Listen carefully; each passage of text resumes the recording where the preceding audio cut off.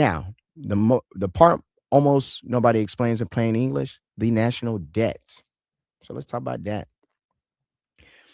Every time the federal government runs a deficit, and it has just about every year for decades, it issues treasury bonds to cover the gap. Each bond is a loan. Each loan has to be paid back with interest. Today, the U.S. national debt is well over $30 trillion. Here's where quantitative easing makes the bill more dangerous. When the Fed prints and buys treasuries, it pushes rates down. So the government can borrow almost at no cost. Spending feels free. So the government borrows more and some more. Then comes the hangover. You want to drink some more. When the Fed has to fight the inflation and help create, it stopped printing and raises rates. Suddenly, every new treasury bond, every old one that has to be rolled over costs more in interest. And that interest is paid out of one place, tax revenue. Bow, bow, bow, bow, your tax revenue. So the numbers are not small. In recent years, the United States have been spending more on interest on the national debt than it spends on military. One more time. The United States has been spending more on interest on the national debt than it spends on the military. Every one of those dollars going to a bondholder is a dollar not going to roads, schools, healthcare, or your tax return. Free money is never really free. Somebody somewhere eventually pays. And oftentimes that's probably you. All right, so what can we do with this? So quantitative easing, we got quantitative tightening. So, how can we navigate this?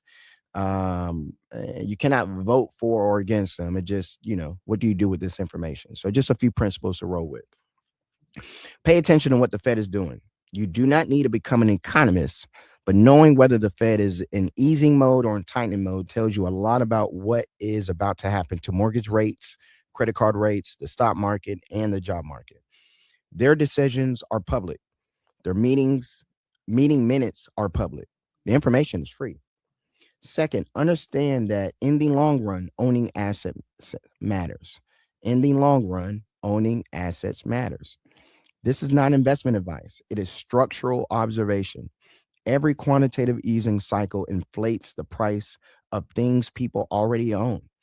If you spend your entire working life only earning a wage, never owning anything that benefits from monetary expansion, no retirement account, no home, no equity, you will spend your life running on the same treadmill while the floor rises beneath you.